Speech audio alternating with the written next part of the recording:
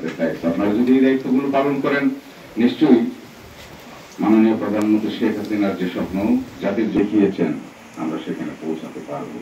আমাদেরকে ভাবতে হবে, আপনারা যারা শিক্ষিত, রাষ্ট্র আপনাকে দিয়েছে, এদেশের মাটি মনন আপনার ভিতরে থাকার কথা।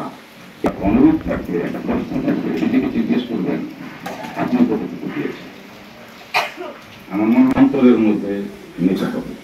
ধন্যবাদ সবাইকে, ভালো থাকবেন। জয় বাংলা, জয় বঙ্গবন্ধু, বাংলাদেশ শিলিগুড়ি। ধন্যবাদ।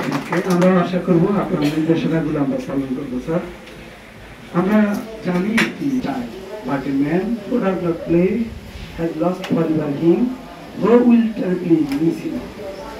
তার মানে হলো যে আপনারা বড় হয়েছেন, যদি খেলাধুলা না করেন তাহলে সেই শিশু সুলভ সত্তাটাকে আপনি হারিয়ে ফেলবেন। তো যাই হোক, বান্ধব পরিবেশ তৈরি করবেন যাতে আমাদের এই স্মার্ট বাংলাদেশে। আমার বক্তব্যের আগে আমি বিদায় নিচ্ছি। আমার বক্তব্য যদি ত্রুটি থাকে দয়া করে নিজে হলে ক্ষমা করবেন। এই পর্যায়ে সভাপতি বক্তব্য দেবেন আজকের আলোচনা সভার সভাপতি, অত্র উপজেলার সুযোগ্য ও বিজ্ঞ নির্বাহী অফিসার, বাংলাদেশ আওয়ামী লীগের সহসভাপতি সহ আমাদের গোবলপুরা ইউনিয়ন এবং জুবলি ইউনিয়নের এই কাজটা করবে না, এই পর্যায়ে এসে এটা আমার সম্পূর্ণ বিবেকের বিষয়।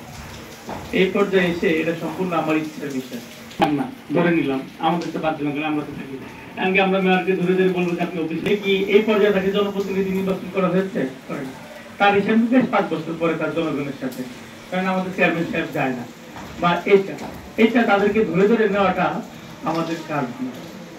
এখন যিনি স্কুলের প্রধান শিক্ষক, যিনি স্কুলের অভিভাবক তুল্য, এখন তাকে দিয়ে আমি হুট করে একটা টাইমে যে ভিজিট করবো, মানে এটা তো আসলে তোর পুলিশ খেলা না। ঠিক আছে, আমি মাঝখান দিয়ে যে দেখে আসবো তিনি আছেন কিনা, তার শিক্ষক আছে কিনা, তার শিক্ষার্থী আছে কিনা। এখানে এসে যেটা শুনলাম আমাদের 2 জন মাত্র এটিও আছে, অনেক বড় জায়গা। আমার দায়িত্ব মনে করে, খালি আমার দায়িত্ব না, আমি মনে করি এই যে আমি না করি তাহলে তো কেউ করবে, এটা তো আমারই কাজ। দেখতে হবে আপনার, ঠিক আপনার স্কুলে যদি আপনি না যান তাহলে আপনার বাকি শিক্ষকরা আসবে না। আমি যেহেতু দেখবো না যে 24 জনের মধ্যে 6 জন উপস্থিত না 3 জন উপস্থিত, এটা আপনি দেখেন না।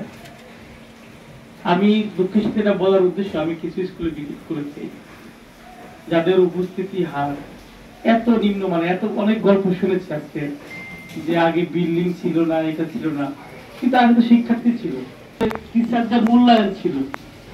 হ্যাঁ, ব্যাটের সাথে সাথে মূল্যায়ন কিছুটা কমে গেছে, ব্যাটের সাথে এটা সত্য, কিন্তু হৃদয় থেকেও মানুষ ভালোবাসত। আপনারা যে বলি যে সবসময় নরম হতে হবে এরকম না, কঠোর মানুষকেও মানুষ মনে রাখে, যেমন যে রাখে না তাদেরকে ভালোবাসে না, এটা ঠিক না।